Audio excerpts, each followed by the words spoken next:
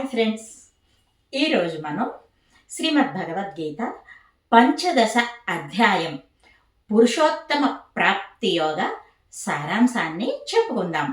శ్రీకృష్ణ భగవానుడు అర్జునునితో ఇట్లు చెప్పుచున్నాడు. ఈ సంసార వృక్షమునకు మూల కారణము అవ్యక్త బ్రహ్మము ఊర్ధ్వపదముచే చెప్పబడెను. దీని శాఖలు హిరణ్య గర్భాదులు. ఇవి అధమ పదముచే చెప్పబడినవి. వేదములు దీనికి ఆకులుగా చెప్పబడెను. ఇట్టి సంసార వృక్షమును తెలిసినవాడే వేదములు తెలిసినవాడగును.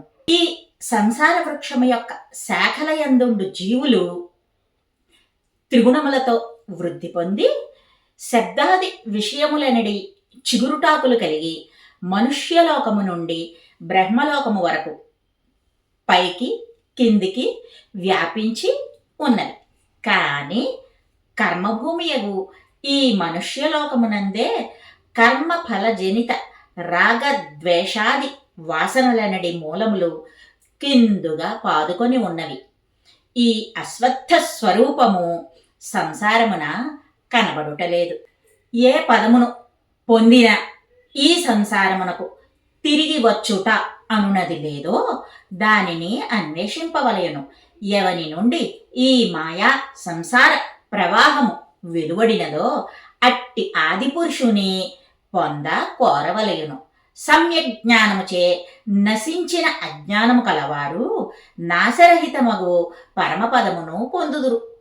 ఏ పదము పొందినా తిరిగి వచ్చుట అనున్నది లేదో అదే నా పరంధామము.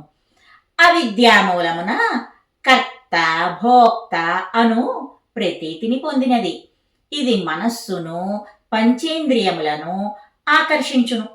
జీవుడు ఒక శరీరము విడిచి మరొక శరీరమును కర్మవశమున స్వీకరించినప్పుడు పూర్వ శరీరము నుండి మనస్సును ఇంద్రియములను గ్రహించి వెలువడును.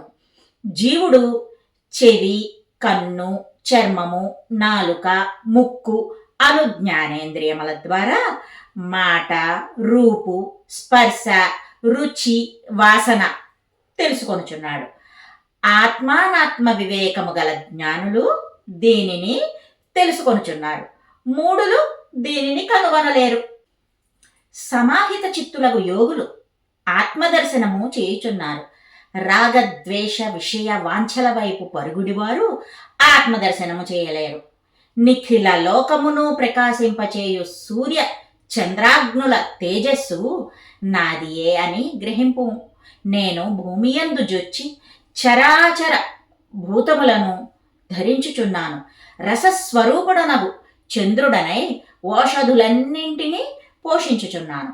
నేను జఠరాగ్ని రూపమున ప్రాణుల దేహమందుండి భక్ష్య, భోజ్య, లేహ్య, చోష్య పదార్థములను జీర్ణము చేయుచున్నాను.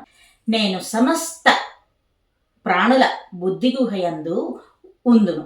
స్మృతి జ్ఞానము నా వలనే కలుగుచున్నవి. చతుర్వేదములు చెప్పిన సర్వదేవతా స్వరూపుడను, బ్రహ్మ విద్య సాంప్రదాయకర్తను, వేదార్థవేత్తను కూడా నేనే. ఈ లోకమునందు క్షరుడు, అక్షరుడు అని ఇరువురు పురుషులున్నారు. క్షరమనగా నాశనమగునది, అక్షరుడనగా వినాశరహితము. సంసారోత్పత్తి బీజము ఈశ్వర మాయాశక్తి అగు కరుణోపాధి నేనే. ఈ ఇరువురి కంటే ఉత్తమ పురుషుడు పరమాత్మ అని చెప్పబడును.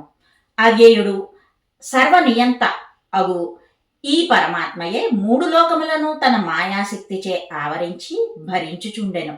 అశ్వత్థమనబడు సంసార మాయా వృక్షము కంటెను, సంసార బీజభూతముగు మాయాశక్తి కంటెను ఉత్కృష్టుడనగుటచే నన్ను వేదములు, లోకమందలి భక్తులు, కవులు పురుషోత్తముడని కీర్తించెదరు. భారత, స్థూల సూక్ష్మ శరీరములు మోహము వీడి పురుషోత్తముడనగు నన్ను ఆత్మస్వరూపముగా తెలిసినవాడు సర్వజ్ఞుడై నన్నే భజించును. ఓ పాపరహితుడా, అత్యంత రహస్యమగు ఈ శాస్త్రమును నీకు చెప్పి తిని. భారత, ఇది తెలిసినవాడు బ్రహ్మబుద్ధి కలవాడై కృతకృత్యుడవును. ఇదే శ్రీమద్భగవద్గీత పంచదశ అధ్యాయ పురుషోత్తమ ప్రాప్తి యోగ సారాంశము.